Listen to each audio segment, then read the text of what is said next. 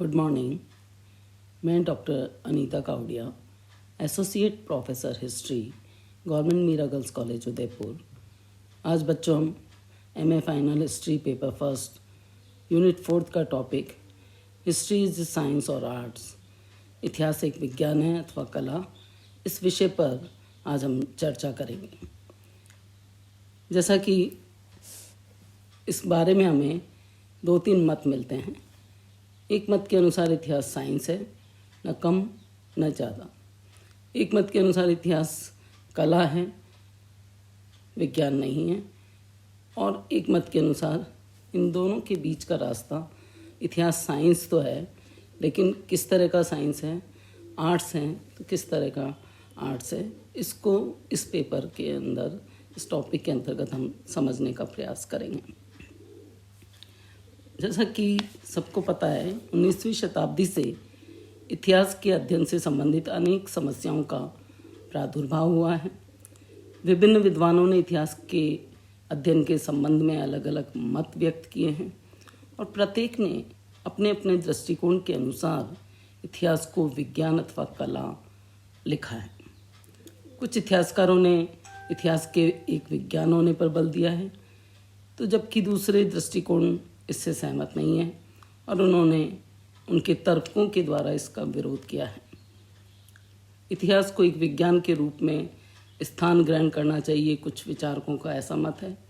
चूँकि इतिहास और विज्ञान दोनों का उद्देश्य एक और समान है, दोनों ही सत्य की खोज पर बल देते हैं। चूँकि विज्ञान का सार बिना शीघ्रता के, बिना आराम के, बिना वस्तुनिष्ठ सत्य से अलग हुए निरंतर खोज करना है, इसी प्रकार इतिहास हेतु अभिलेखों को खोजना, तथ्यों को खोजना, जिम्मेदारियों का आकलन करना और प्रमाणों को तोलना आवश्यक है। इसीलिए 20वीं शताब्दी के आरंभ में कुछ विचारकों के आधार पर इतिहास को विज्ञान के क्षेत्र में सम्मिलित करने पर बल दिया गया था।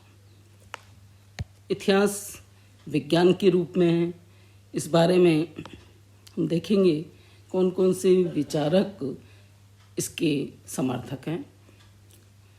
जे.वी. ब्यूरी प्रसिद्ध विद्वान हैं, ये इस सिद्धांत के प्रबल समर्थक हैं। इनका मानना है कि इतिहास एक विज्ञान है। 1903 ईस्वी में कैम्ब्रिज विश्वविद्यालय के संबोधन भाषण में उन्होंने कहा था, यदि इतिहास की दिन प्रतिदिन की त्रुटियों को व्यक्ति की आंखों से दूर करके जनता की राय में शक्तिशाली होना है और बौद्धिक और राजनीतिक स्वतंत्रता को आगे बढ़ाना है, तो उसे श्रेष्ठतम तैयारी इस कार्य हेतु न केवल अगले सप्ताह में अथवा अगले साल अथवा अगली शताब्दी में उसकी तुरंत उपयोगिता पर विचार करते हुए, न केवल उसके आदर्शों से सहमति करते हुए अथवा उसकी सीमा को कम करते हुए, अपितु ये स्मरण करते हुए कि यद्यपि वह दार्शनिक सिद्धांतों के लिए सामग्री दे सकता है, वह एक विज्ञान है, न जरा भी कम और न ज़्यादा। संपूर्ण 19वीं शताब्दी के दौरान ये विचारधारा कि इतिहास एक विज्ञान है, इस पर बल दिया गया। जर्मन इतिहासकार लियोपोल्ड वॉन रैंक ने भी, जो कि आधुनिक इतिहास लेखकों का पिता माना जाता है, उनकी भी ये राय है कि इतिहास को भविष्य के लाभ के लिए अतीत का निर्णय करना अथवा वर्तमान को निर्देशित नहीं करना है। उसका एकमात्र कार्य केवल उसको प्रस्तुत करना है जो वास्तव में घटित हुआ है। इसी तरह से ट्रेवेलियन के अनुसार भी विज्ञान ने मानव जाति के सामाजिक और आर्थिक जीवन में परिवर्तन कर शिक्षित समाज के धार्मिक एवं अंतरिक्ष संबंधी दृष्टिकोण में क्रांतिकारी परिवर्तन किया है।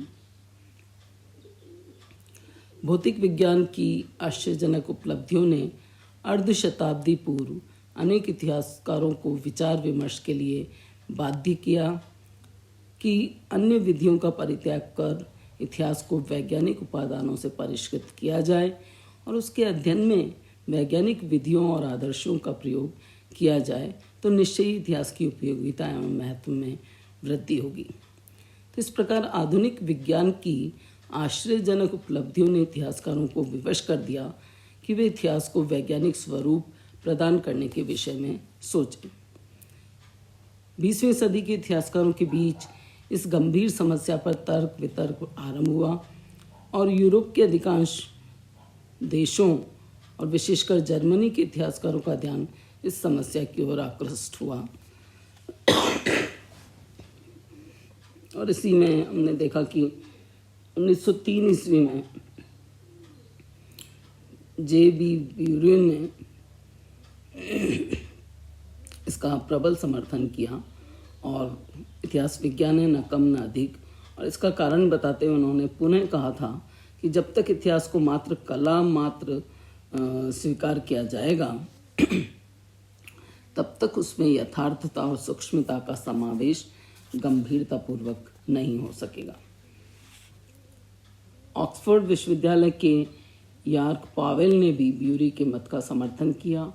उनके अनुसार इतिहास, आधुनिक इतिहास का तात्पर्य नवीन इतिहास है जिसका स्वरूप पुराने इतिहास से बिल्कुल भिन्न है। आधुनिक इतिहास उन विद्वानों द्वारा लिखा गया जिनका विश्वास है कि इतिहास रोचक, उपदेशात्मक, विनोदपूर्ण वर्णन नहीं अपितु विज्ञान की एक महत्वपूर्ण शाखा है। तो इतिहास संबंधी वैज्ञानिक अवधारणा 19वीं सदी की देन है। विज्ञान का एकमात्र उद्देश्य प्रकृति का अन्वेषण करके उसमें अंतर्निहित गूढ़ तत्वों को प्रकाश में लाना है। इसी प्रकार इतिहास को वैज्ञानिक स्वरूप प्रदान करने का एकमात्र उद्देश्य समाज में मानवीय अवस्था एवं परिस्थितियों को नियंत्रित करने वाले नियमों को प्रकट करना है। प्राय ये नियम सामाजिक विकास, अवनति और प्रगति के कारक होते हैं। वैज्ञानिक आवरण में इतिहास को रखकर ही इन समस्याओं का उद्देश्य परक समाधान ढूंढा जा सकता है। आगे इन्होंने समझाने का प्रयास किया कि विज्ञान से क्या तात्पर्य है या विज्ञान क्या होता है। इसके अंतर्गत विज्ञान को उन्होंने बताया कि 2 शब्दों से बना है, वी प्लस ज्ञान। वी का अर्थ विशिष्ट और ज्ञान का अभिप्राय जानकारी से है। तो इसके अंतर्गत क्रमबद्ध ज्ञान और कला का सम्मिश्रण किया गया। विज्ञान के इस क्रमबद्ध ज्ञान को कला के माध्यम से दक्षता प्रदान की जाती है। तथ्यों का वर्गीकरण, उनके क्रमों को स्वीकारोक्ति, सापेक्षिक महत्व आदि को जानना ही विज्ञान है। इसी तरह से एक अन्य विचारक ने भी विज्ञान की 3 विशेषताएं बताई है। आलोचनात्मक, दूसरी सामान्यता एवं व्यवस्था, तीसरा अनुभवात्मक मूल्यांकन। इन उपादानों के आधार पर वुल्फ का मानना है, वो इस निष्कर्ष पर पहुंचे कि विज्ञान सैद्धांतिक ज्ञान की विधा है। यदि हम इसी क्रम में इतिहास को देखें, विज्ञान में तथ्यात्मक होता है, विज्ञान कार्य कारण संबंधों की खोज करता है, विज्ञान सार्वभौमिक होता है, विज्ञान प्रामाणिक होता है, विज्ञान भविष्यवाणी करता है।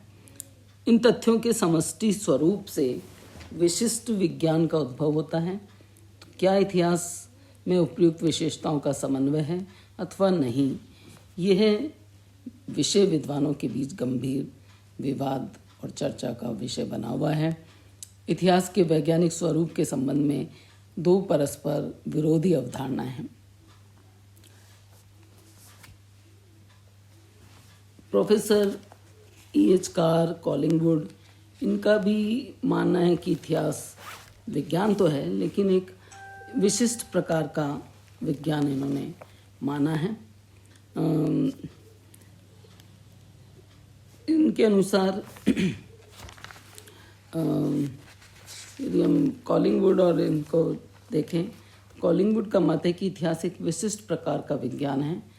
इस विज्ञान का कार्य घटनाओं का अध्ययन करके उन्हें हमारे सम्मुख प्रस्तुत करना है, जिसको कि इतिहासकार उस घटना का प्रमाण कहते हैं जिसमें वे रुचि रखते हैं। इसी तरह से प्रोफेसर E.H. कार इनका भी मानना है कि इतिहास को विज्ञान माना जाना चाहिए। और उन्होंने स्पष्ट लिखा है कि वैज्ञानिक, सामाजिक वैज्ञानिक और इतिहासकार एक ही विषय की विभिन्न शाखाओं के अध्ययन में संलग्न हैं, जो वातावरण का अध्ययन है। इस अध्ययन का उद्देश्य है कि वह अपने ज्ञान में वृद्धि के द्वारा अपने वातावरण पर आधिपत्य स्थापित कर ले। इतिहासकार भी इसी प्रकार वैज्ञानिकों की भांति अपने अतीत के अध्ययन के आधार पर इस प्रश्न के उत्तर के सरलीकरण में संलग्न है, ताकि वह एक उत्तर को दूसरे का अधीनस्थ बना सके और घटनाओं और कारणों की अराजकता में एकता और क्रमबद्धता स्थापित कर सके। तो इस प्रकार इन सब ने ये बताने का प्रयास किया है कि विज्ञान और इतिहास दोनों का उद्देश्य सत्य को स्थापित करना है। विज्ञान सत्य को जानने का एक विधिवत ज्ञान है, जबकि इतिहास का उद्देश्य अतीत को पुनर्निर्मित करते हुए उसमें निहित सत्य को प्रकट करना है। वस्तुतः इतिहास का उद्देश्य अतीत को आईने में प्रतिबिंबित करना है, ताकि घटित घटनाओं की वास्तविक तस्वीर देखी जा सके।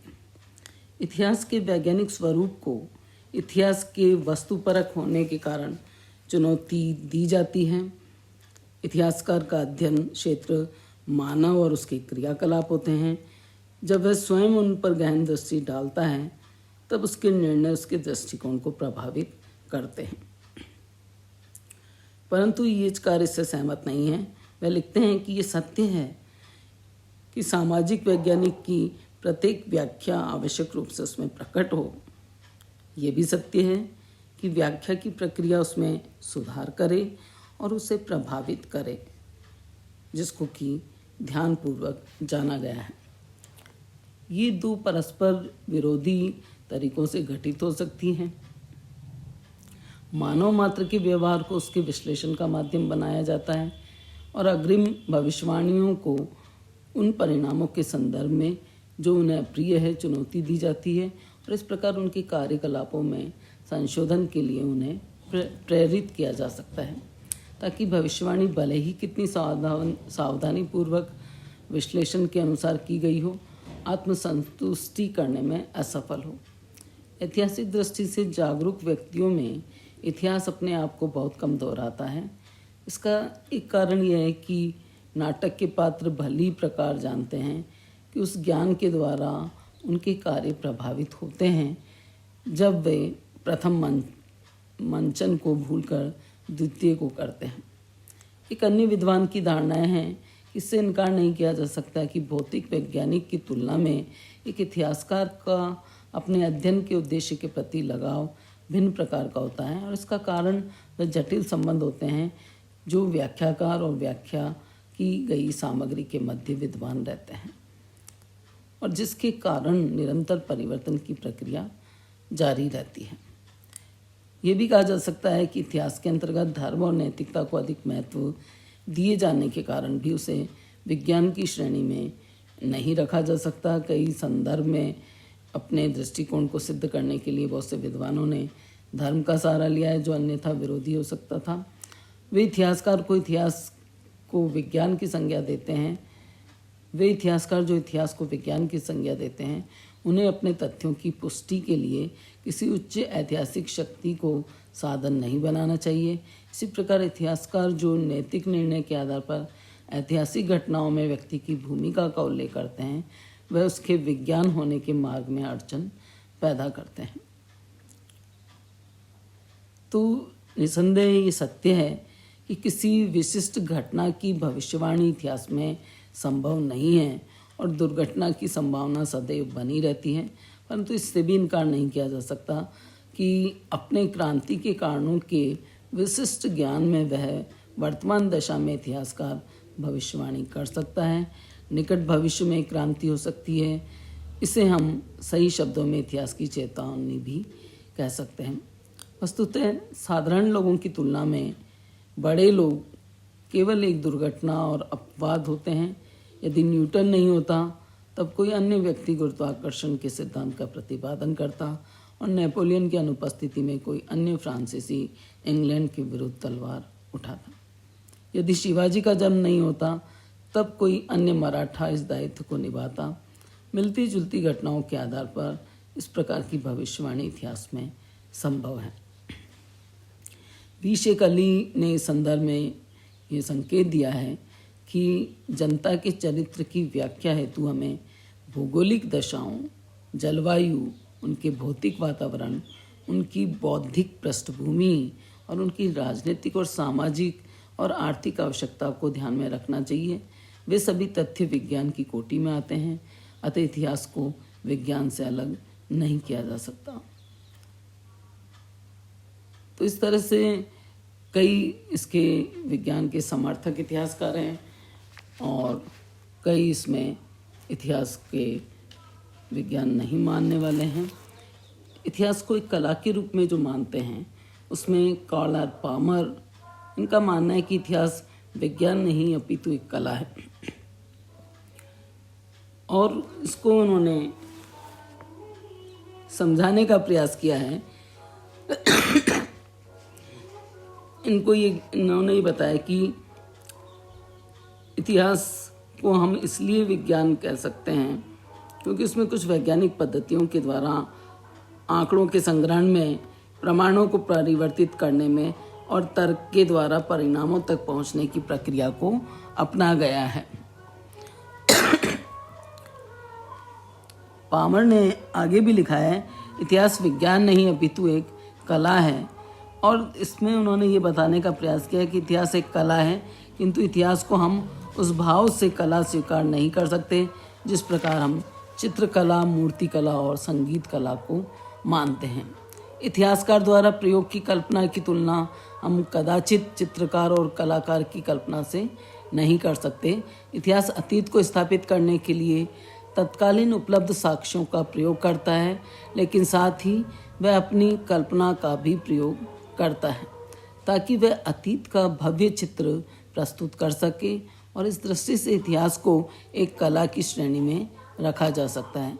एक प्रसिद्ध इतिहासकार की भी ये मान्यता है कि एक दूसरी दृष्टि से भी एक इतिहासकार को कलाकार उसके वर्णन के तरीके के आधार पर कहा जा सकता है और इस तरह से इन्होंने ये बताने का प्रयास किया है वी शेख अली ने कि उनकी ये मान्यता है कि दस्तावेज व सामग्री संग्रह केवल ईंट, सीमेंट और मसाला है और इतिहासकार निर्माता है, जिससे वह या तो वेलूर के मंदिर के समान अथवा ताजमहल के समान कब्र बना सकता है। ये इतिहासकार है जो ये निर्णय करता है कि उसे वैज्ञानिक और कलात्मक तत्व को अपने अधीन करना है अथवा प्रशंसनीय प्रभाव के साथ सही औसत में प्रस्तुत करना है। तो इतिहास को विज्ञान मानने वाले प्रमुख प्रणेता ने यह स्वीकार किया है कि आज विज्ञान और कला को इतिहास के रूप में अपने मिलन का एक धरातल प्राप्त हो गया है, परंतु साहित्यिक और वैज्ञानिक इतिहासकारों के मध्य प्रयोग की विधि में कुछ अंतर है और मूलतः जो अंतर है वो है सामान्यकरण की प्रवृत्ति का पोषक है, जबकि द्वितीय शोध का।